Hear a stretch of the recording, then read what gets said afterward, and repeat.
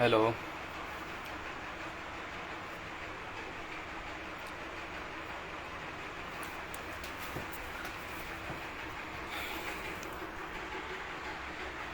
अभी अभी पेज से हम अपना लाइव बनी है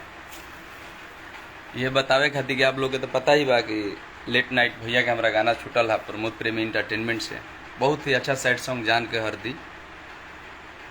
प्रदीप कुमार हाय भाई अर्जुन जी गोपालगंज अर्जुन सिंह लवी जे भी लाइव से हमारा जुड़ल बा सबका से हम ये बतावे खातिर लाइव बानी कि हमारा प्रमोद प्रेमी भैया के रात हो गई ऑडियो सॉन्ग छूटल बा जान के हरदी। बहुत ही अच्छा सैड सॉन्ग। ये गाना हमने के बहुत दिन पहले गईले रहनी जा गवाई रहे भैया गईले रहलन। पता हमने के कहीं चलल है गाना लीक हो गई। विराट भाई हमारे लाइफ से जे भी तो बहुत रात हो गई बा। प्रदीप कुमार महेंद्र जी विक्की बेदर्दी राकेश जी बहुत रात के लाइव आवे के कारण भैया लाइव तो सुबह ही जा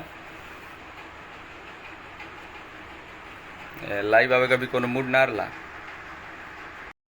लाइव आवे के कारण यह भैया भाई की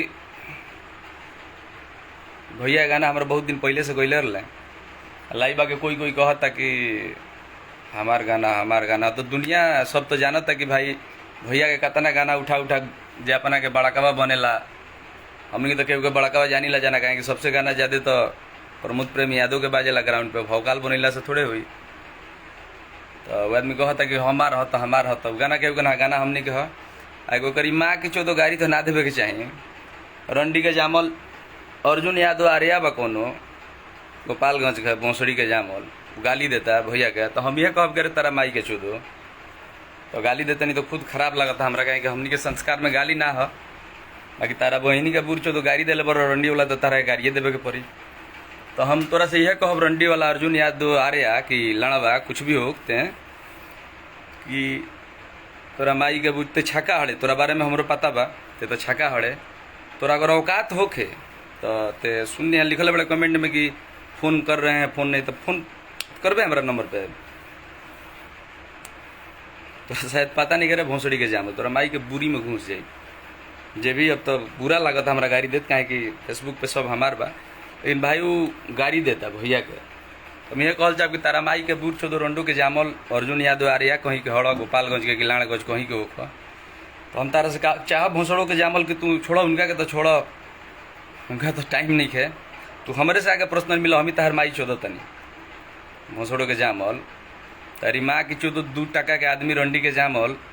फेसबुक देखो फेसबुक बनल बा जरिया प्रचार प्रसार करे के ना कि गाली देवे के बनल बा। लाइव से जुड़ल बा करा बहनी के बूढ़ चौदह अर्जुन यादव तारा माई के बुरी में घुस जाई। देखो अभी कमेंट कइले बा तारा बहनी के बुरी में लाने लगाओ तोरा औकात बारे हमारा नंबर लिख तो तारा माई के बूढ़ चौदह तोरा माई के रंडी वाला हमारा कमेंट में आइल बा ते प्रमोद प्रेमी के फोन करबे तोरा औकात बा करे के फोन। तारा माई के बुरी में घुस के गाड़ी में निकल जाई मिल के रंजिता बा तारा माई के बुरी में घुस जी अर्जुन यादव आर्या रंजितावा के बारे में भी शायद जान देगा तो तू अपना पाहुन से पूछी हो। तारा पाहुनो भी लोग गोइल बा तो रंजितावा पेलले रहे तो लोग गोइल बा तारा पाहुन की यहाँ पता करिया तारी माँ की भोसड़ा चौदह भी कमेंट करते रहे रंडी वाला ते काल मिला तोर खून पी के तोरा बहन के जो तोर कलेजा फाड़ के खून ना पी भी तो पैदाइशी में फर्क माई के बतिया ली ओकरा बाद ते फोन करिए हमारा पे ते काल मिल आके अगर पैदाइशी में ते होइबे अगर साचा के ते काल मिली है। तारा माई के बूढ़ चौदह रंडी के जामल ते के वाले गाड़ी देवल रे भोसड़ी वाला तारा माँ का चौदह कमेंट गई मिल रंजिता तारा बहनी के बूढ़ चौदह तार करेजा फाड़ के पीजी खून अभी चिंता नहीं कम के आनी तारा माई के उठावत नहीं रे रंडी वाला तोर फोनवा अभी उठाई तो अभी लाइव तोर पाहुन बने कमेंट करता कि उठाव ना तारा माई का बुरी में ना ढुक जाई तो पैदाइशी में फर्क हो जाई। तोरा बहनी का बूढ़ चौदह तोरा अवगात प्रमोद प्रेमी गाड़ी देवे करे छिनरी वाला तो सुतर रहनी तोरा बहनी का बूढ़ चौदह उठावत नहीं फोन तोरा अभी उठावत नहीं फोन ते का टेंशन में बाड़े तनी लाइव वाले काट लेबे ते प्रमोद प्रेमी के नंबर पे फोन करे तोरा अवकात बा तोर पाहुन अभी जियो तणे नु हेजल बतियाव ना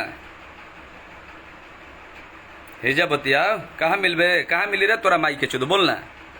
गोपालगंज आवत निकाल तोरा माई के बुरी में घुसे गोपालगंज रे रंडी वाला